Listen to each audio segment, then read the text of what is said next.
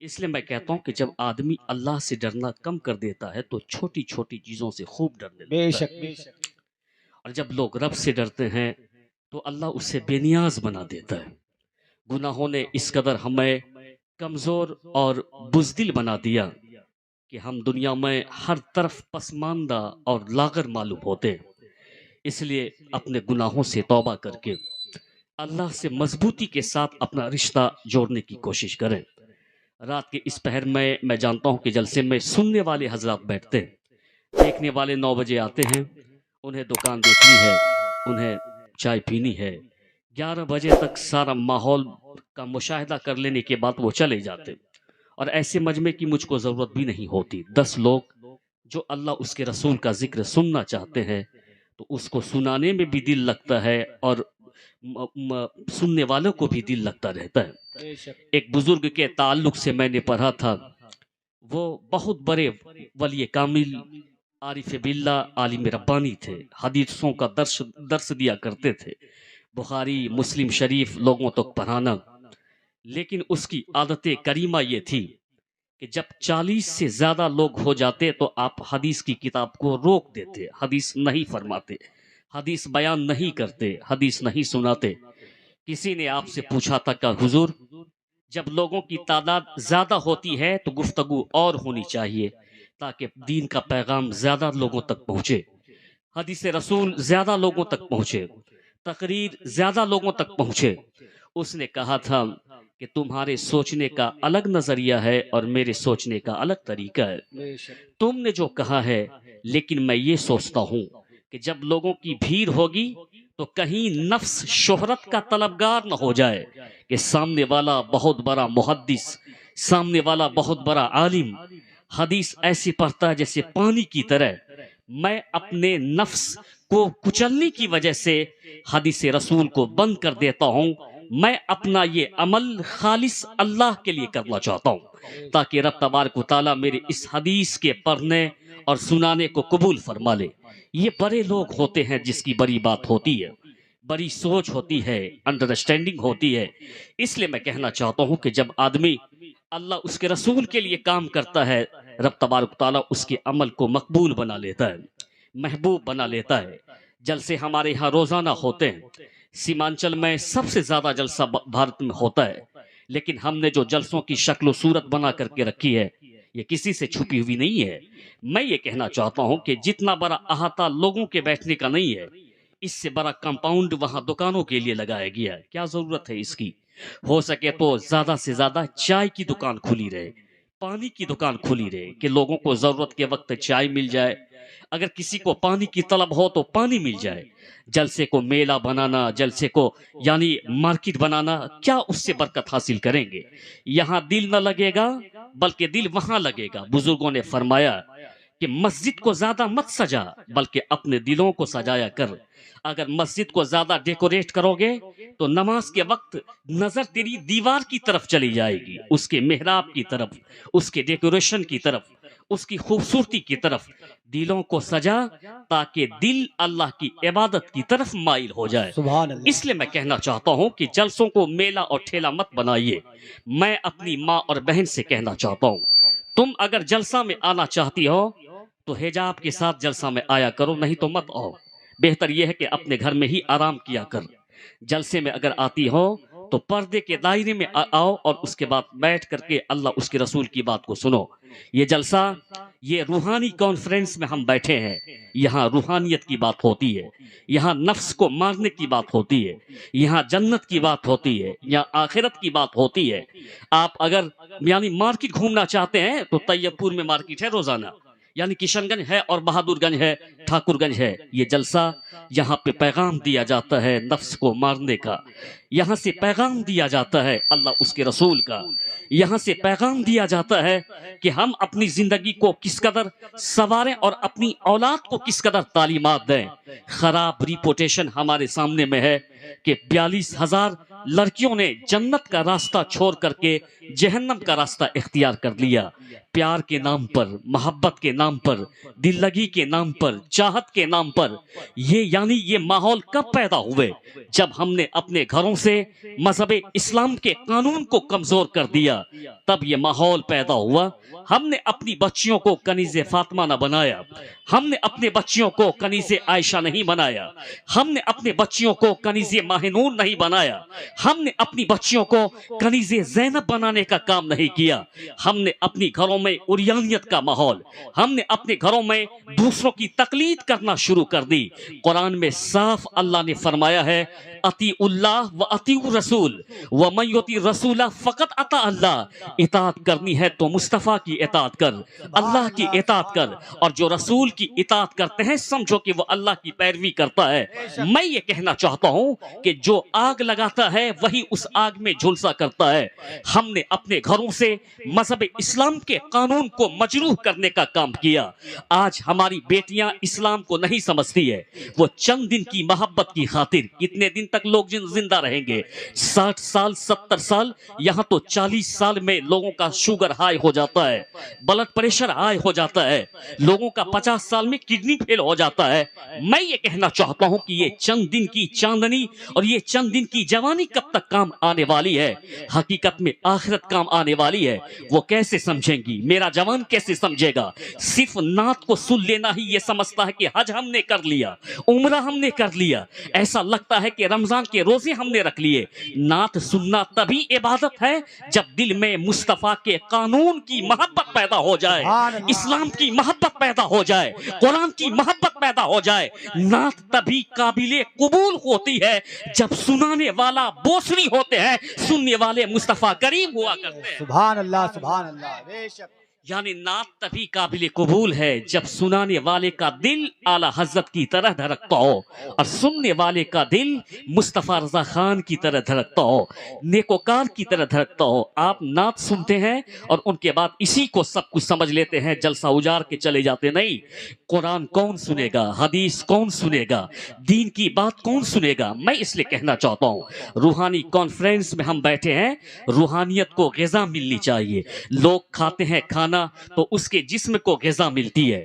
آپ 3 وقت کھانا کھائیں تو جسم مضبوط ہوتا ہے، ناشتہ نہ کریں تو جسم کمزور ہو جاتا ہے، دوپہر کا کھانا نہ کھائیں تو جسم کمزور ہو جاتا ہے. رات کو ڈاکٹر کہتے ہیں کہ تھوڑا ہی صحیح کھا لینا چاہیے، کیونکہ رات سے لے کے ناشتے کا وقت لمبا ہوتا ہے. اگر لوگ رات کو کھانا نہ کھائیں تو ممکن ہے کہ وہ کمزوری میں ہو جائیں. میں یہ کہنا چاہتا ہوں، جس طریقے سے یہ صبح کا ناشتہ ہمارے جسم کو انرجی بخشتا ہے، جس طریقے سے دوپہر کا کھانا ہمارے جسم کو طاقت دیتا ہے، جس طریقے سے رات کا کھانا ہمارے جسم کو طاقت عطا فرماتا ہے، میں یہ کہنا چاہتا ہوں کہ ٹھیک اسی طریقے سے دلوں کو اور روحوں کو طاقت نہ کھانے سے ملتی ہے، دلوں کو اور روحوں کو طاقت نہ کسی ناشتے سے ملتی ہے، دلوں کو اور روحوں کو طاقت نہ کسی رات کے کھانے سے ملتی ہے. میں یہ کہنا چاہتا ہوں کہ دلوں کو طاقت، روح کو پاکیزگی مصطفیٰ اور کے ذکر سے، اللہ کی عبادت سے ملا کرتی ہے. جب لوگ عبادت کرتے ہیں تو دل اسٹرانگ ہوتا ہے، اس کی روح اسٹرانگ ہوا کرتی ہے، روح مضبوط ہوا کرتی ہے. سرکار دو عالم نے نہ فرمایا تھا، اس کی مثال دیتے ہوئے حضور نے ابو ہریرہ کو بلا کر کے کہا تھا کہ میں تم سے ایک سوال کرنا چاہتا ہوں کہ تم یہ بتاؤ کہ کسی کے گھر کے سامنے میں، یہ بخاری شریف کی حدیث ہے، ایک نہر بہتی ہو اور اس میں کوئی 5 مرتبہ غسل کرتا ہو، تم یہ بتاؤ کہ اس کے جسم پہ کوئی میل ہوگا، اس کے جسم پہ کوئی دھول ہوگی؟ یہ قیمتی گفتگو جو لوگ سننے والے ہیں تھوڑی دیر سن لے. تو حضرت ابو ہریرہ نے کہا تھا، یا رسول اللہ، آدمی اگر ایک بار نہاتا ہے تو 24 گھنٹے تک کے لیے اس کا جسم ستھرا ہو جایا کرتا ہے، اس کا جسم 24 گھنٹے تک کے لیے صاف ہو جایا کرتا تھا، ہو جاتا ہے. سرکار، اگر کوئی مبالغہ کرے یعنی 5 مرتبہ اس نہر میں نہائے تو اس کے جسم پہ ذرہ برابر بھی دھول باقی نہ ہوگی۔ سرکار دو عالم نے کیا فرمایا کہ اسی کو تم نماز کو اسی کی مثال سمجھ لیا کرو، جیسے کوئی یعنی نہاتا ہے، اللہ اس کے جسم کو صاف فرما دیتا، اس کے جسم سے دھول کو دور فرما دیتا۔ حضور کہتے ہیں ایسے ہی اگر کوئی فجر کی نماز پڑھتا ہے، ظہر کی نماز پڑھتا ہے، عصر کی نماز پڑھتا ہے، مغرب کی نماز پڑھتا ہے، عشاء کی نماز پڑھتا ہے، تو اللہ اس کی دل اور اس کی روح کو ایسے ہی صاف فرما دیتا جیسے کہ کوئی یعنی نہر میں 5 مرتبہ نہاتا ہو۔ معلوم یہ ہوتا ہے کہ یہ ظاہری غسل ہمارے جسموں کو صاف کرتا ہے، لیکن نماز جب ہم پڑھتے ہیں تو ہماری روح کو اللہ صاف فرما دیتا ہے، ہمارے دلوں کو اللہ صاف فرما دیتا ہے۔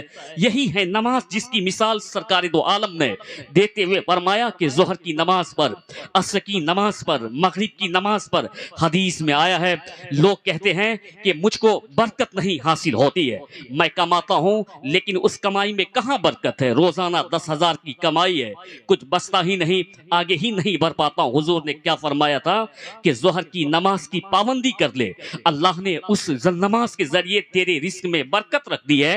یعنی جو ظہر کی نماز پڑھتا ہے اللہ تبارک و تعالیٰ اس کے رزق میں برکت کو نازل فرما دیتا ہے۔ لوگ کہتے ہیں کہ روزانہ میں سیب سنترا کھاتا ہوں اور اس کے بعد جوس پیتا ہوں لیکن بیماریوں میں ملوث ہو جاتا ہوں، میرے جسم میں کمزوری پائی جاتی ہے۔ حضور کہتے ہیں کہ عصر کی نماز کی پابندی کر لے، اللہ تعالیٰ تجھ کو صحت عطا فرما دے گا۔ معلوم یہ ہوتا ہے کہ ظہر کی نماز پڑھیے، اللہ آپ کے رزق میں برکت کو نازل فرمائے گا۔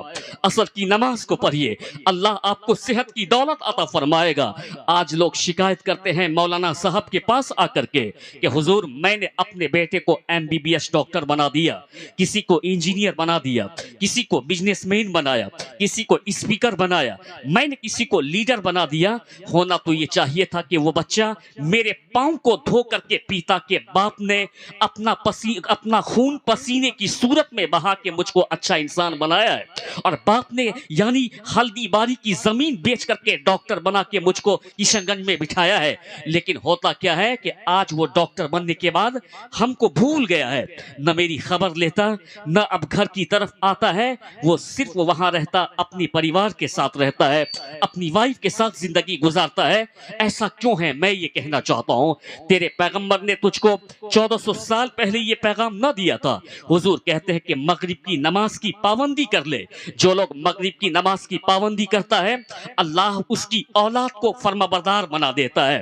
اب یہ مت کہنا کہ تعویذ دے دے، یعنی پہلے نماز کی ادائیگی کر پھر تعویذ مانگنا۔ تم نے اپنے پیغمبر کی بولی پہ عمل کہاں کیا؟ اس لیے اگر تم اپنے پیغمبر کی بولی پہ عمل کرو گے تو اپنے بیٹے پہ لاکھ روپیہ خرچ مت کر، کچھ بھی مت دے اپنے بیٹے کو، لیکن تیرا بیٹا کہے گا کہ میرا باپ مجھ کو کچھ دے یا نہ دے، لیکن مصطفیٰ کہتے کہ وہی باپ تیرے لیے جنت کا دروازہ ہے، وہی ماں کے قدم کے نیچے میں اللہ نے جنت رکھ دی ہے۔ دینا لینا تو وہ اس کی محبت ہے، لیکن اللہ نے اسی باپ کو جنت کا دروازہ بنایا، اللہ نے اسی ماں کے قدم کے نیچے میں جنت رکھ دی ہے۔ آج ہم یہ 11ویں شریف کے مہینے میں بیٹھے ہیں، یہ 11ویں شریف کا مہینہ جو بڑے پیر دستگیر روشن ضمیر کا مہینہ ہے، وہ بڑے پیر دستگیر روشن ضمیر جس کا کوئی جواب نہیں، جس کا علم بھی لاجواب، جن کا فضل بھی لاجواب، جن کی کرامت بھی لاجواب، جن کی ولایت بھی لاجواب، جن کی ولایت لاجواب ہے، اور اتنی لاجواب ہے ولایت کہ اللہ نے مصطفیٰ کریم کو پیدا کرنے سے پہلے نبوت عطا فرما دی، اور اللہ نے عبد القادر جیلانی کو اس دنیا میں بھیجنے سے پہلے ہی ولایت عطا فرما دی۔ تبھی تو آپ نے اپنی ماں کے پیٹ میں 18 پارہ قرآن پاک کو یاد فرما لیا تھا۔ وہ بڑے پیر روشن ضمیر دستگیر کو آپ دیکھیے، ان کی ماں فرماتی ہے، وہ کہتی ہیں کہ جب رات آدھی گزر جاتی تھی تو میں اپنے پاؤں میں ٹھنڈک کا احساس کرتی تھی، آنکھیں کھل جاتی تو میں کیا دیکھتی کہ بڑے پیر یعنی عبد القادر میرے تلووں کو چوم رہے ہیں۔ میں اپنے بیٹے کو سینے سے لگا لیتی اور کہتی کہ عبد القادر اتنی رات گئے، تم میرے تلوے کو کیوں چومتے ہو؟ تو بڑے پیر نے کیا فرمایا تھا کہ اے میری ماں، پیغمبر اعظم کہتے ہیں کہ ماں کے قدم کے نیچے میں اللہ نے جنت رکھ دی ہے، اے میری ماں میں جنت کی چوکھٹ کو بوسہ دینے کا کام کرتا ہوں، اس کو بڑے پیر دستگیر روشن ضمیر کہا جاتا ہے۔ یہ عمل ہم کو کس طرف بلا رہا ہے؟ جو اس قدر اپنی ماں سے محبت کرتا ہو وہی اپنے زمانے میں پیر نہیں پیروں کے پیر بنتے ہیں، یعنی عالم کے دستگیر بنتے ہیں، یعنی شہنشاہ ولایت بنتے ہیں۔ یہ ہے سرکار غوث پاک رضی اللہ تعالیٰ عنہ۔ آج کل لوگ پیر صاحب کی 10 مرتبہ ان کے دست بوسی کرتے ہیں، ماں باپ گھر میں رکھے ہوئے کوئی ویلیو نہیں دیتا ہے، یعنی کہتا ہے کہ پیر صاحب آئیں چلو ان کے قدم چومو، چلو ان کے ہاتھ چومو، اور ایسا تصور کرتے ہیں کہ پیر کا قدم نہ چوما تو کوئی نماز ہی قبول نہیں ہوگی۔ ایسا ان کا خیال ہو گیا کہ پیر صاحب کے ہاتھ پاؤں، میں مخالفت نہیں کرتا ہوں، یہ سچی حقیقت میں آپ کے سامنے میں رکھنا چاہتا ہوں۔ وہ یہ سوچتا ہے کہ اگر پیر صاحب کے ہاتھ پاؤں نہ چومے گئے تو نہ نماز قبول ہوگی، نہ روزہ قبول ہوگا، نہ حج قبول ہوگا، نہ زکوٰۃ قبول ہوگی۔ میں یہ کہنا چاہتا ہوں کہ یعنی یہ لوگوں کی سوچ بن گئی ہے، لیکن پیر ہو کیسا؟ پیر ہو فخر ازہر تاج الشریعہ جیسا، پیر ہو کیسا؟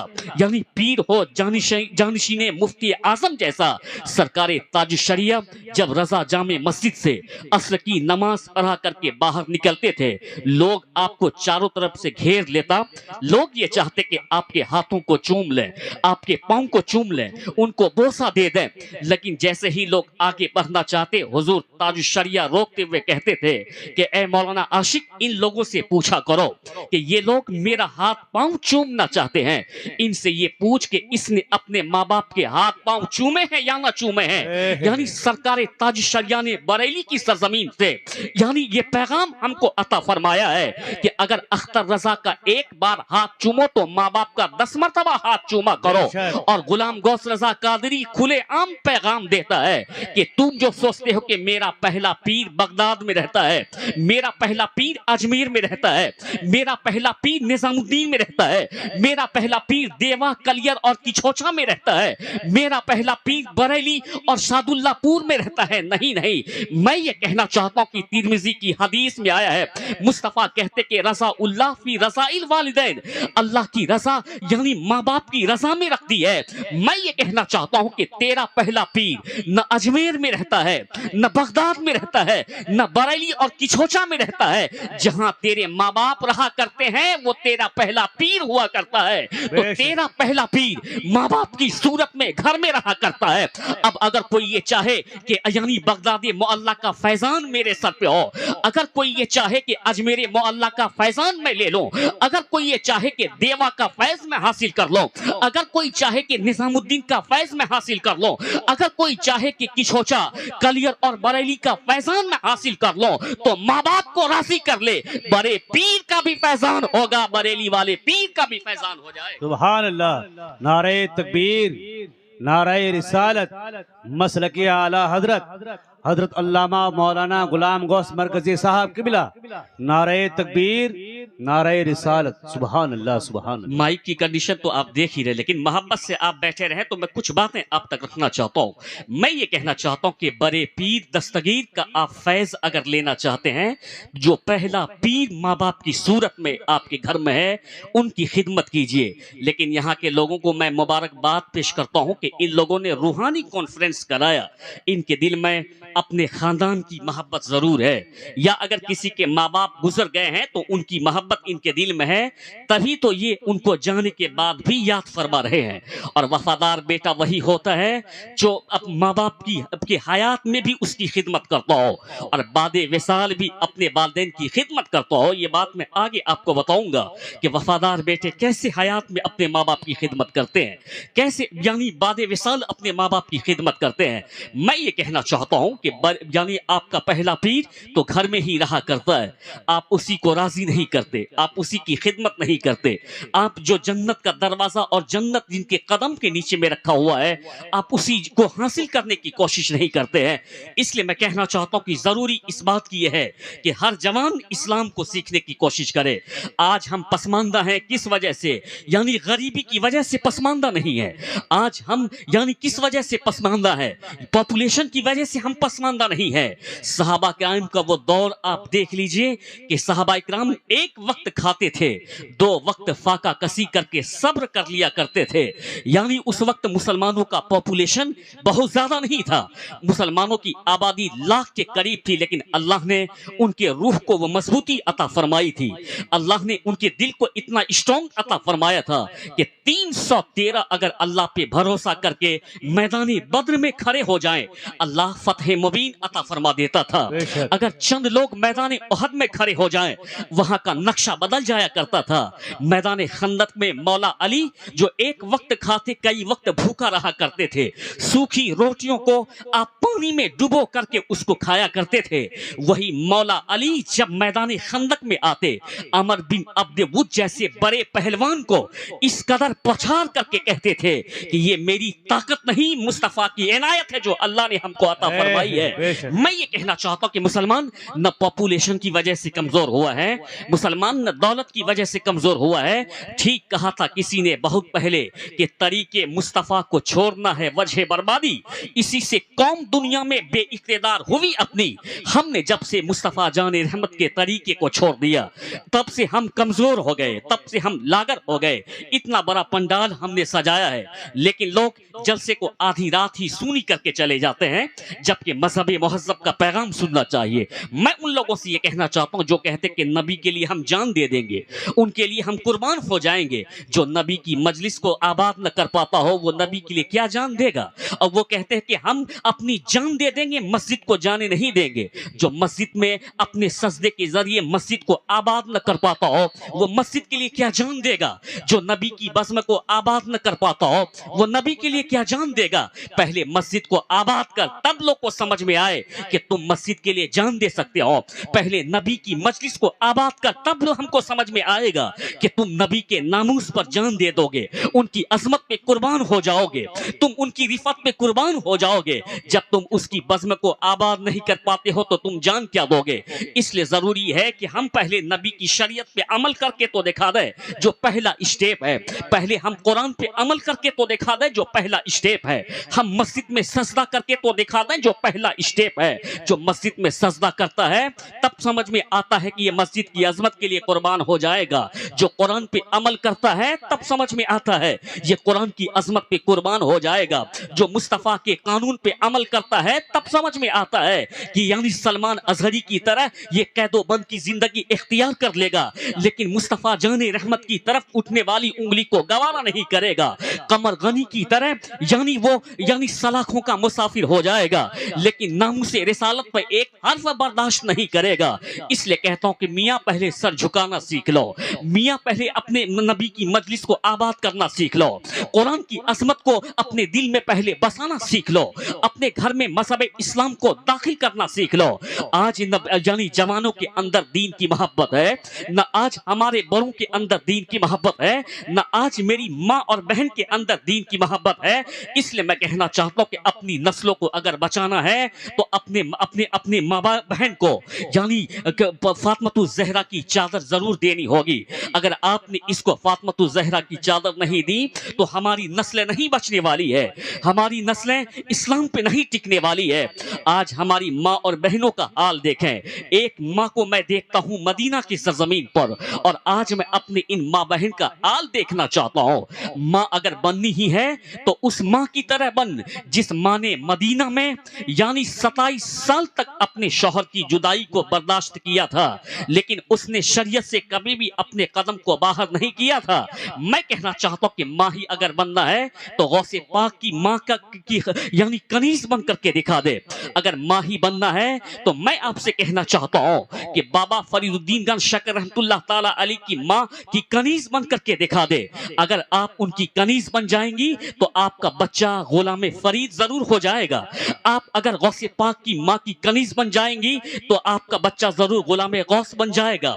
آپ اگر یعنی نظام الدین اولیاء کے ماں کی کنیز بن جائیں گی تو آپ کا بیٹا ضرور غلام یعنی نظام الدین بن جائے گا۔ ضرورت اس بات کی ہے کہ ماں باپ اچھے ہوں تب तब बच्चों को तरबियत दी जाएगी।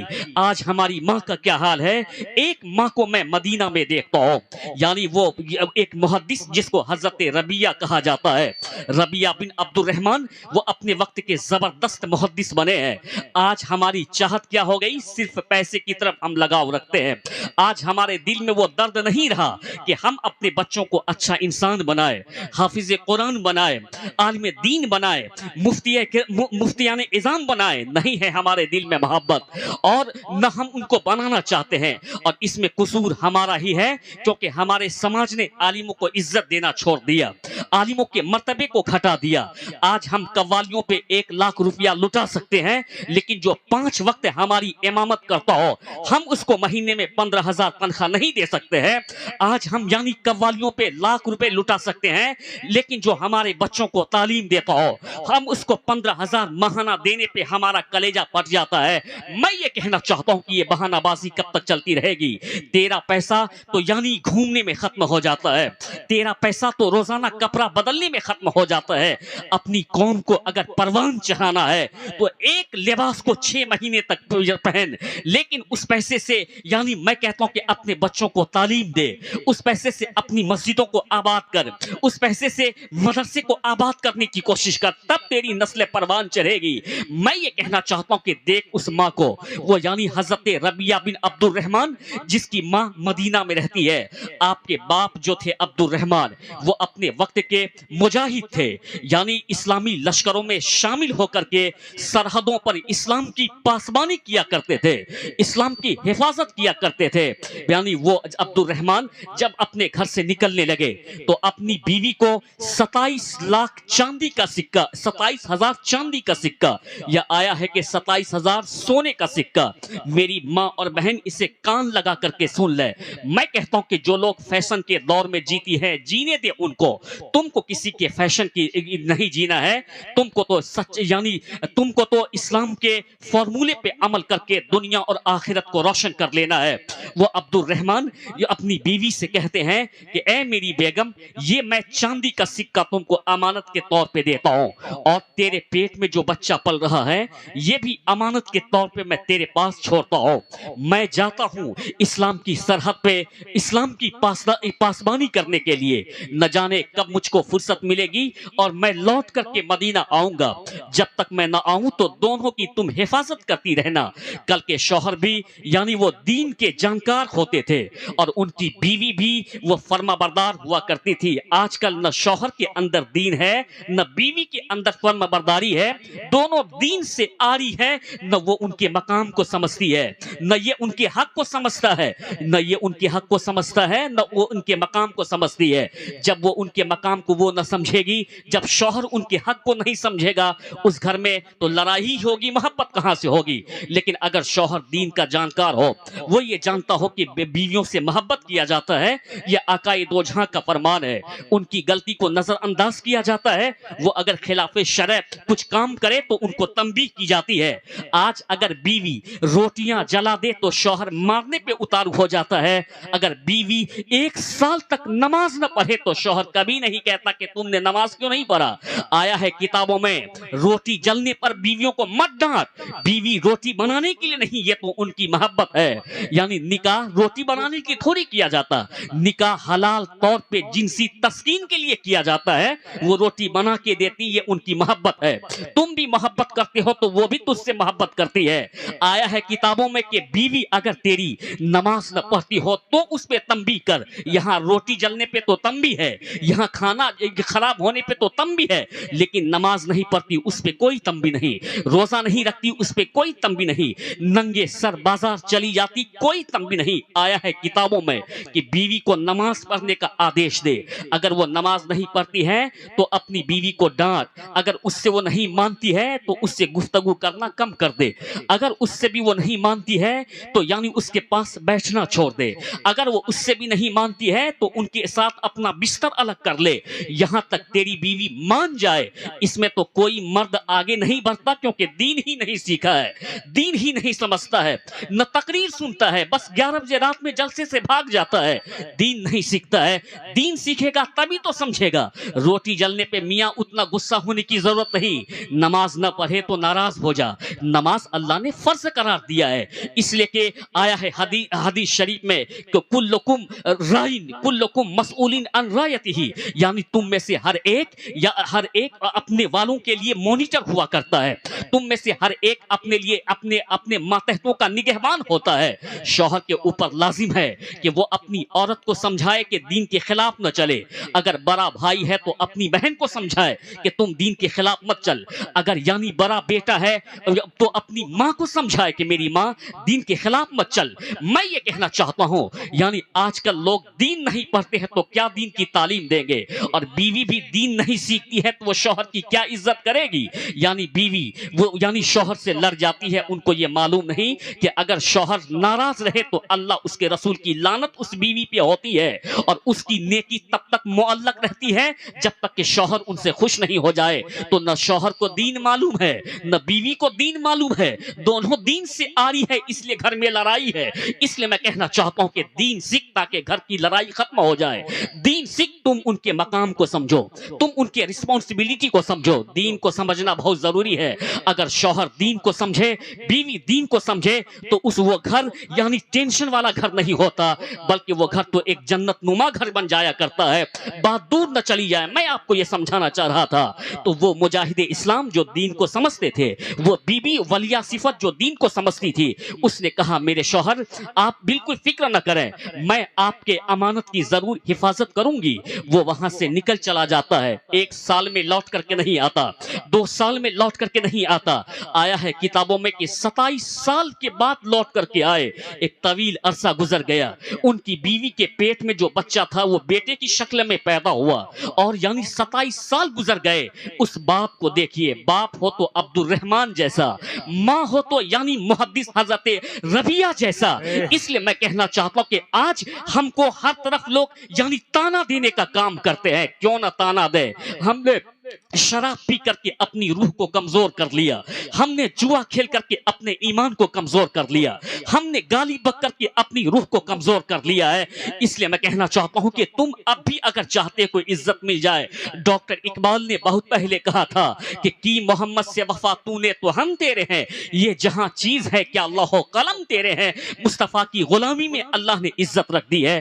جب وہ لوٹ کر کے آئے 27 سال کے بعد، آنے کے بعد دیکھا کہ مسجد میں ایک عالم دین بیٹھے ہوئے ہیں اور سارے بڑے عالم ان کے سامنے میں بیٹھے ہیں۔ سامنے میں جو عالم بیٹھا ہے اس کی عمر کم ہے، اور سامنے میں جو عالم بیٹھا ہوا ہے اس کی عمر زیادہ ہے۔ وہ کم عمر عالم ایسا معلوم ہوتا ہے کہ محدث ہے، وہ تمام عالموں کو سرکار کی حدیث پڑھا رہے ہیں، ان کو حدیث سمجھا رہے ہیں۔ یہ عبد الرحمن اسی مسجد کے قریب رک جاتے ہیں، حیرت کی نظر سے اس محدث کو دیکھتے اور دل میں یہ تمنا کرتے کہ وہ باپ کتنا خوش قسمت ہے جن کا بیٹا محدث بن کر کے نبی کے شہر میں بیٹھا ہوا ہے اور لوگوں کو نبی کی حدیث سنا رہا ہے۔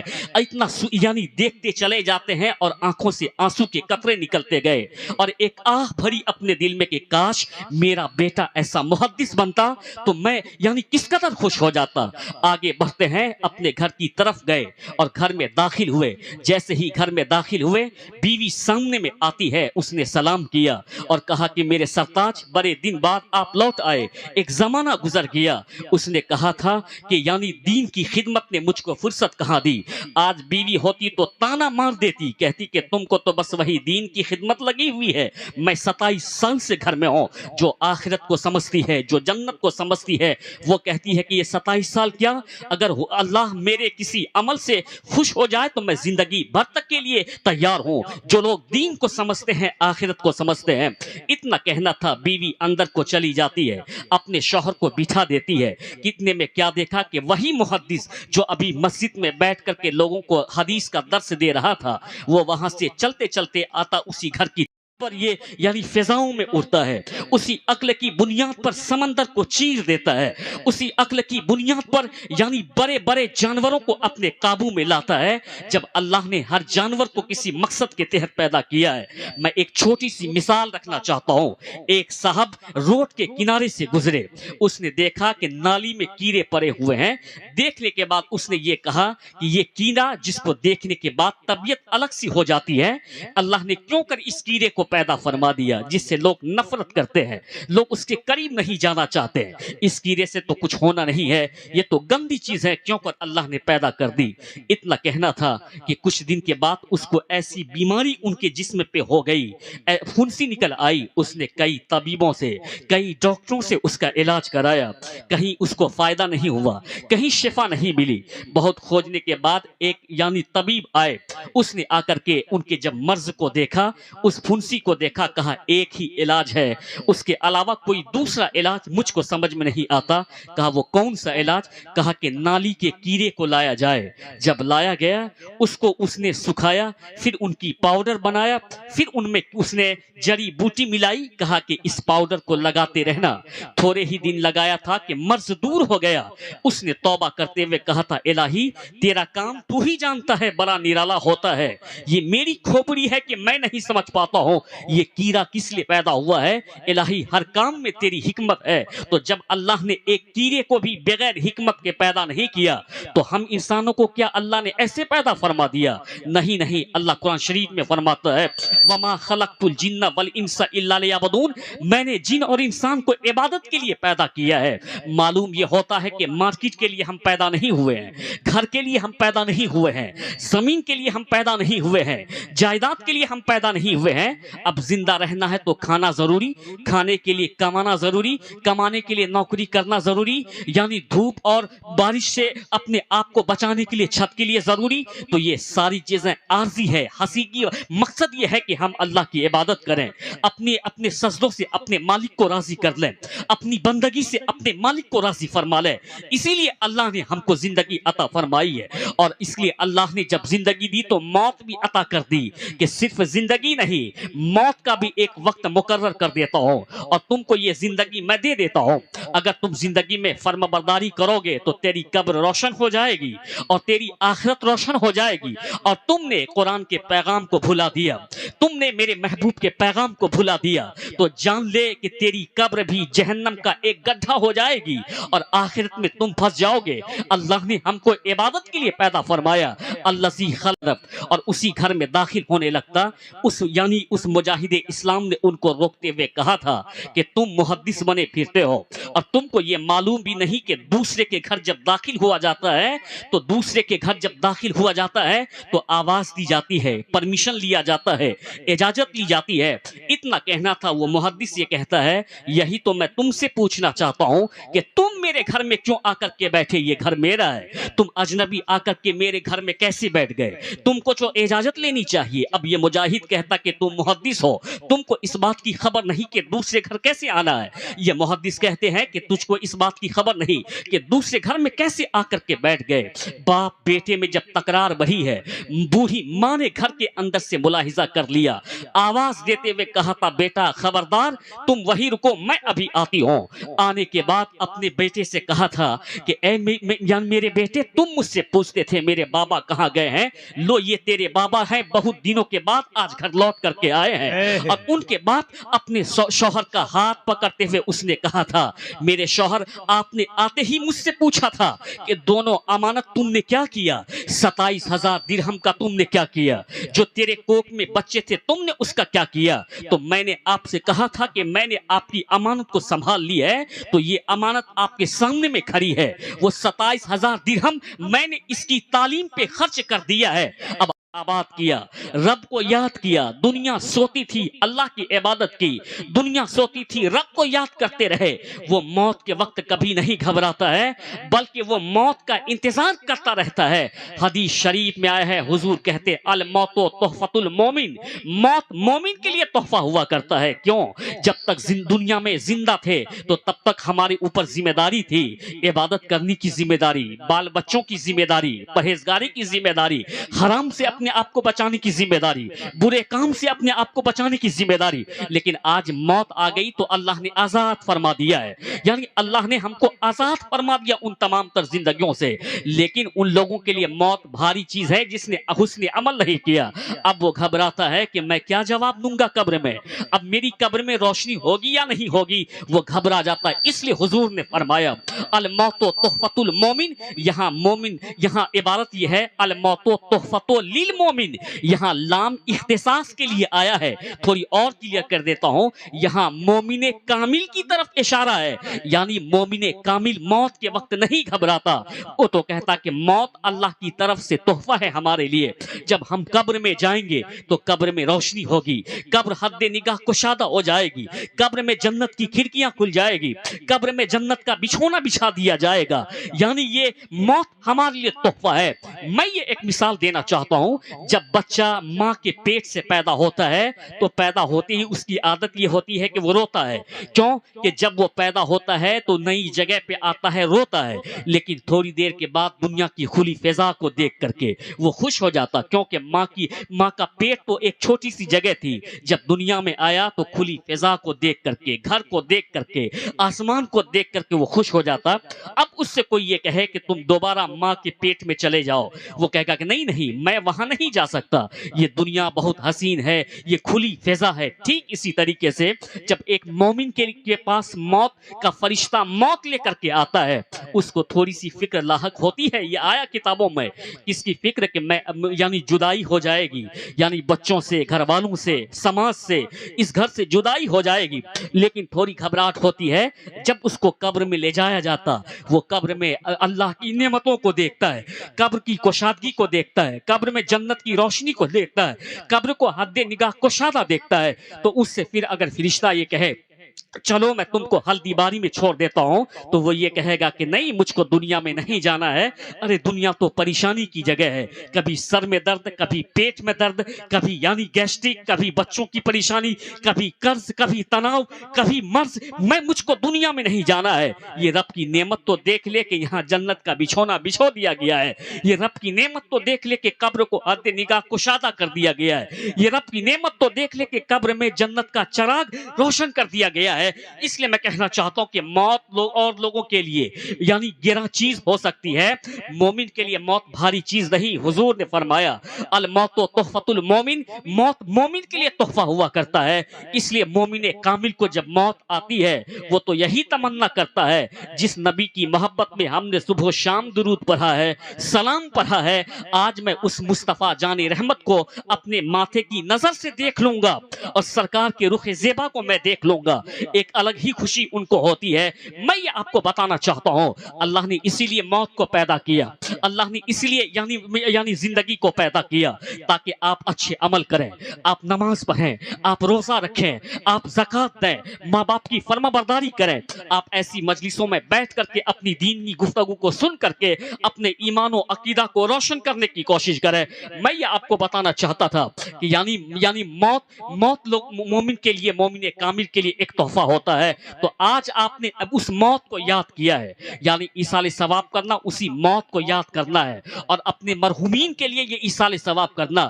یہ میں پہلی مرتبہ دیکھ رہا ہوں. ایصال ثواب لوگ کرتے ہیں لیکن اجتماعی طور پہ یہ پہلی بار میں دیکھ رہا ہوں. یہ بڑی اچھی بات ہے کہ لوگ اجتماعی طور پر ایصال ثواب کرتے ہیں. ظاہر سی بات ہے دعا میں جتنی کشادگی ہوتی ہے نیکیاں اللہ اتنی ہی عطا فرماتا ہے. ایک لوگ کا نام لے کر کے کہ الہی بخش دے دے تو آپ کو 10 نیکی ملتی ہے. اگر آپ 2 لوگوں کا نام لیں تو 20 نیکی آپ کو ملتی ہے. سلسلہ بڑھاتے چلے جائیں، نیکیاں بڑھتی چلی جاتی ہے. رب کے یہاں یہ ہے کہ جتنا آپ کا دل کو شادہ ہوتا چلا جائے گا اللہ کی رحمت اتنی بڑھتی چلے جائے گی. تو آج اجتماعی طور پر پورے قبرستان والوں کو ایصال ثواب کے لیے آپ نے یہ مجلس سجائی ہے. انشاءاللہ اس کی برکات اور اس کے اللہ کی رحمت ضرور آپ کے اوپر ہوگی. حدیث شریف میں آیا ہے، حضور کہتے ہیں مثل المومن فی قبرہ مثل الغریق یتعلق بکل شیء ینظر دعوت من والد او ولد او اخ او صدیق. حضور کہتے ہیں کہ مردہ قبر میں ڈوبنے والے کی طرح ہوتا ہے. وہ دیکھتا رہتا ہے اپنے بیٹے کی طرف، وہ امید لگائے رہتا ہے اپنے باپ کی طرف، وہ امید لگائے ہوتا ہے اپنے دوستوں کی طرف. بہت اچھا کام آپ نے کیا. ایسا مت سوچئے کہ آپ کے باپ اگر قبر میں چلے گئے تو آپ سے ان کا معاملہ ٹوٹ گیا. نہیں، وہ حضور کیا کہتے ہیں کہ مثل المومن فی قبرہ مثل الغریق یتعلق بکل شیء ینظر دعوت من والد او ولد او اخ او صدیق. یعنی حضور کہتے ہیں کہ مردہ قبر میں ڈوبنے والے کی طرح ہوتا ہے. وہ امید لگائے رکھتا اپنے بیٹے سے. مرنے والا اگر باپ ہے تو بیٹے سے امید لگائے رکھتا ہے، اگر مرنے والا بیٹا ہے تو باپ سے امید امید لگائے رکھتا ہے وہ اپنے بیٹے سے، اپنے باپ سے، اپنے رشتہ دار سے، اپنے چاہنے والوں سے امید لگائے رکھتا ہے۔ یعنی وہ امید کس چیز کا لگاتا ہے کہ وہ دعا کی امید لگائے رکھتا ہے، ایصال ثواب کی امید لگائے رکھتا ہے۔ حضور تاجدار مدینہ نے کیا فرمایا تھا؟ حضور کہتے ہیں کہ تم جب اپنے مردے کو قبر میں دفن کر کے آؤ تو مردے کے اوپر جو پہلی رات گزرتی ہے وہ رات بھاری ہوتی ہے، اس لیے گھر آ کر کے مردے کے نام سے صدقہ کر دے، مردے کے نام سے غریبوں مسکینوں کو کچھ دے دے۔ لیکن حضور کہتے ہیں کہ اگر تیرے پاس دینے کے لیے کچھ نہ ہو تو تیرے لیے یہ ہے کہ تم مصلی بچھا لینا، نفل نماز پڑھ لینا، پھر ان کے بعد سورہ کافرون کی تلاوت کرنا، سورہ ناس کی تلاوت کرنا، سورہ رحمان کی تلاوت کرنا، سورہ ملک کی تلاوت کرنا، یعنی قرآن پاک کی تلاوت کر کے ہاتھ اٹھا کر کے کہنا الہی میرے والد کے لیے، یا الہی فلاں کے لیے، الہی دوست کے لیے جو آپ کا انتقال کر گیا ہو، ہاتھ اٹھا کر کے کہیں الہی میں نے جو یہ 2 رکعت نفل نماز پڑھی ہے، ابھی قرآن کی تلاوت کی ہے، ان تمام تر نیکیوں کو اس مرحوم کی طرف ارسال کرتا ہوں، الہی اسے قبول فرما دے۔ حضور کہتے ہیں کہ ابھی دعا کرنے والے کا ہاتھ نیچے بھی نہیں آتا، 1000 رحمت کے فرشتے قبر میں اتر جایا کرتے ہیں، 1000 رحمت کے فرشتے قبر میں اتر جایا کرتے ہیں۔ تو آج آپ نے اپنے مرحومین کو یاد کیا ہے تو ضرور رحمت کے فرشتے ان کی قبر میں اتر گئے ہیں اور وہ ان کی روحیں آپ کو دعا دے رہی ہے۔ اس لیے میں کہنا چاہتا ہوں کہ آپ کے عمل سے مردے کا بھی بھلا ہوتا ہے، ان کی دعا سے آپ کا بھلا ہو جایا کرتا ہے، اس لیے آپ نے یہ ایک اچھا کام کیا۔ اور میں ایک بات یہ بھی کہنا چاہتا ہوں کہ وفادار اولاد وہی ہے جو حالت یعنی ظاہری حیات میں بھی اپنے والدین کی خدمت کرتا ہو، جب ماں باپ زندہ ہوں تو اس کی خدمت کرتے ہیں، قدم دبا کر کے، قدم چوم کر کے، پانی پلا کر کے، کھانا کھلا کر کے، یعنی ان کو کچھ دے کر کے، جب بھی ماں باپ ان کو بلائیں تو دورے دورے چلے آتے۔ آیا مسلم شریف کی حدیث میں کسی نے حضور سے پوچھا تھا من احق الناس بے حسن صحبتی، یہ مسلم شریف کی حدیث ہے، یا رسول اللہ لوگوں میں سب سے زیادہ حق کا میرے حسن سلوک کا حقدار کون ہے؟ حضور نے کہا امو کا، امو کا، امو کا، ابو کا۔ یہ مسلم شریف کی حدیث میں آیا سرکار دو عالم نے 3 مرتبہ ماں کا نام لیا ہے اور حضور نے 4تھی مرتبہ باپ کا نام لیا۔ اس کی وجہ یہ ہے کہ ماں کی خدمت زیادہ ہوتی ہے، ماں نرس کا کام کرتی ہے آپ کے لیے، جیسے ایک نرس کا کام یہ ہے کہ صفائی کرنا، ڈریسنگ کرنا، کپڑے کو صاف کرنا، ماں آپ کے کپڑے کو صاف کرتی ہے، یہ نرس کا کام کرتی ہے۔ ماں دودھ پلاتی ہے، دایا کا کام کرتی ہے۔